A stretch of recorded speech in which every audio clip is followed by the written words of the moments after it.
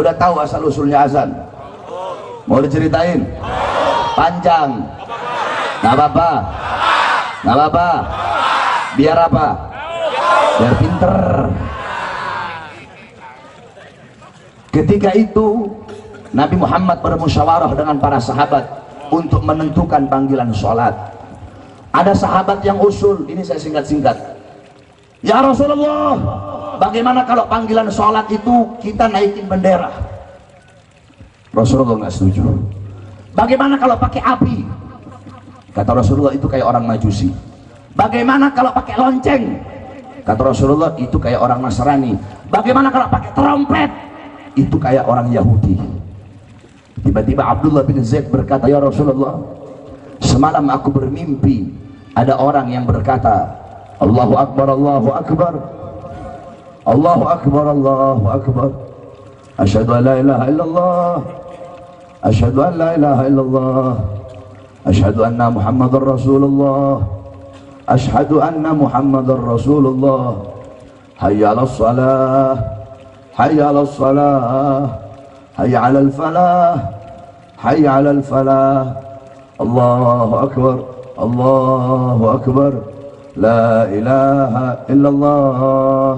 Nabi pun menyetujui itu sebagai panggilan salat, sebagai tanda waktu masuk sholat, sebagai panggilan orang-orang yang masih berdagang agar menutup dagangannya, yang punya toko agar menutup tokonya, untuk bersegera kembali kepada Allah Subhanahu wa ta'ala.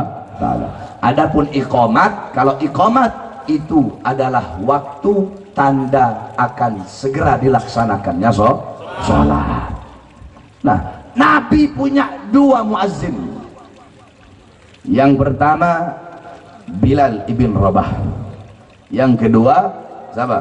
Ada yang tahu nggak? Siapa? Abdurrahman Nana, Rahman Mahrus. Yang kedua Ibn Ummi Maktum. Ya, Ibn Ummi Maktum. Nabi punya muazzin dua, subuh, duhur. Ya, subuh, duhur biasanya Bilal.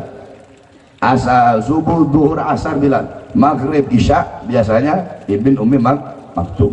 Kalau nggak salah begini, kalau nggak salah kebalik. Kalau benar, kalau nggak salah itu dari subuh Bilal sampai asar Ibn Ummi Maktum, maghrib, isya. Nah, pertanyaannya, kenapa Nabi milih dua sahabat ini?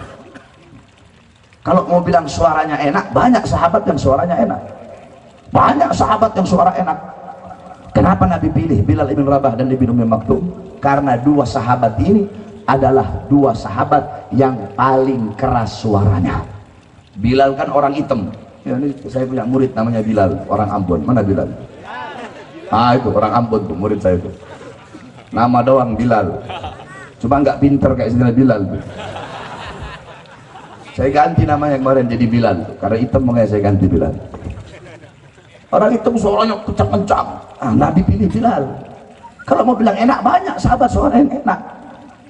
Jadi maksudnya apa? Agar suaranya kencang, agar terdengar oleh orang, agar terdengar di setiap pelosok-pelosok, agar terdengar di telinga-telinga orang yang tidak mau mendengarkan azan. Dari sekian banyak rumah, Nabi pilih rumah yang paling tinggi. Kenapa rumah yang paling tinggi? Jawab. Rumah pendek, tempat kalau pendek sama tempat tinggi, yang lebih kenceng suaranya tempat yang mana? Yang mana? Yang mana? Berarti Nabi memerintahkan itu tanda bahwasanya azan harus kenceng atau pelan? Kenceng atau pelan? Keras atau pelan? Keras atau pelan?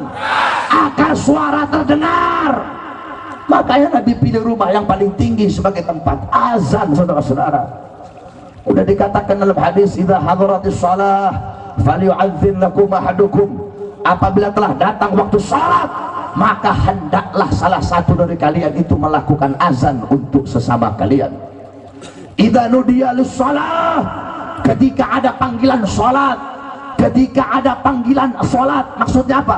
Ketika azan dikumandangkan, adbar syaitan, setan lari terbirit-birit sampai terkentut-kentut. Itu setan kalau dia dengar suara azan.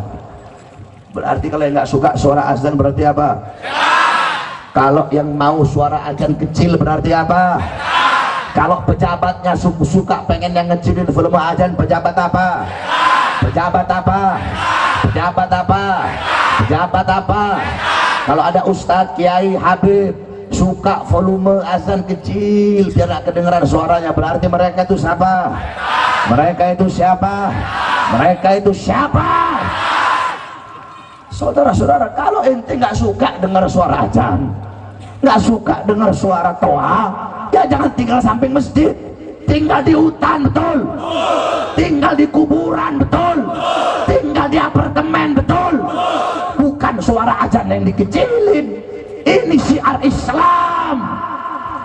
Oleh karenanya hati-hati saudara-saudara, sekarang volume azan dikecilin. Kemarin si Yusuf Kalla udah ngomong itu, Dayeng satu itu, bahwasanya suara azan itu harus dikecilin karena mengganggu. Saya tanya, kalau azan mengganggu, apa dangdut ganggu tidak? Dangdut mengganggu apa tidak? Kalau kamu tidak suka dengan kebisingan kendaraan, jangan tinggal di pinggir jalan, betul? Kalau nggak suka dengan suara ombak, jangan tinggal di pinggir pantai, betul? Kalau nggak suka suara burung, suara monyet, jangan tinggal di tengah hutan, betul? Kalau nggak suka suara azan, jangan tinggal di pinggir masjid, jangan tinggal pinggir musola, tinggal sana di buah apa di tempat Cina sana, atau nggak pindah ke Amerika sana yang jarang ada suara azan. Di tempat-tempat orang-orang kafir saja masih terdengar suara azan. Ini Indonesia, negara yang mayoritas Islam, kok azan mau dilarang, kok suara azan mau dikecilin. Kami para pemuda-pemudi Islam tidak akan pernah kami biarkan pemerintah mengecilkan volume azan. Sekarang dikecilin, besok toanya dicopot, besok toa dicopot, besok masjidnya ditutup.